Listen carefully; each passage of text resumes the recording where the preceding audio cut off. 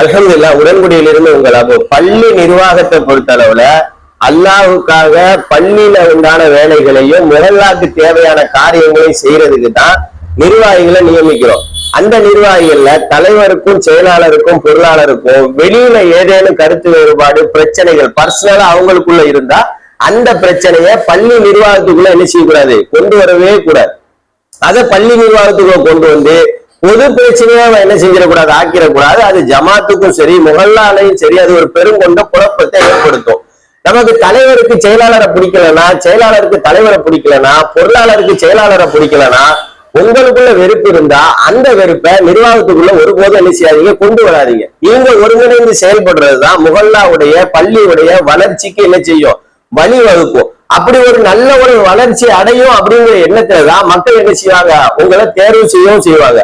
ஆனா நீங்க என்ன பண்றீங்க, இவன் சொல்லி நம்ம கேட்கவான் செயலாளரை எப்படியாவது ஒடுக்குறதுக்கும் நிர்வாகத்திலையும் தூக்குறதுக்குமான வேலையை தலைவர் பாக்குறாரு. தலைவர் எப்படியாவது தூக்குறதுன்ற வேலையை பொருளாளர் பார்த்தாரு அப்படின்னு சொன்னால் இதுவே வேலையா வச்சிருந்தாங்கன்னா பள்ளியுடைய வளர்ச்சி என்ன செய்யாது, ஒரு காலமும் பள்ளி வளர்ச்சி அடையாது, அந்த முகல்லாம் வளர்ச்சி அடையாது. மக்களுடைய நலனைத்தான் நிர்வாகம் என்ன செய்யணும், கருத்துல எடுக்கணும். தப்பே கிடையாது. பள்ளியை பூசுறதுக்கும் பள்ளியில தண்ணி பிடிக்கிறதுக்கும் மோட்டர் போடுறதுக்கும் பள்ளிய சுத்தம் செய்யறதுக்கும் ஜிம்மா டைம்ல அதே நேரத்துல ஏதாவது பண்டிகை நிகழ்வுகள்ல பள்ளியை ஒழுங்குபடுத்தி வைக்கிறதுக்கும் ஒரு நிர்வாகம் தேவையில்லை. அதற்கு செயலாளர் பொருளாளர் தலைவர் இப்படின்னு பதவி கொடுக்க வேண்டிய அவசியம் இல்லை. முஹல்லாவுடைய வளர்ச்சியை பத்தி யோசிக்கணும். அதுல நிறைய இருக்கு, அதை பத்தி நாம பேசுவோம். அப்போ பர்சனல் பிரச்சனைய என்னைக்குமே பொது பிரச்சனையை ஆக்காதீங்க.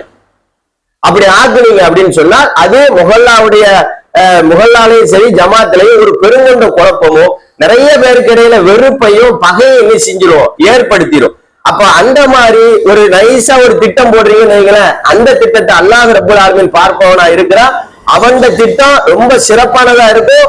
காலம் நம்மள என்ன செய்யும், நம்ம மக்கள்கிட்ட மாட்டி கொடுக்கணும், தப்பிக்க முடியாது.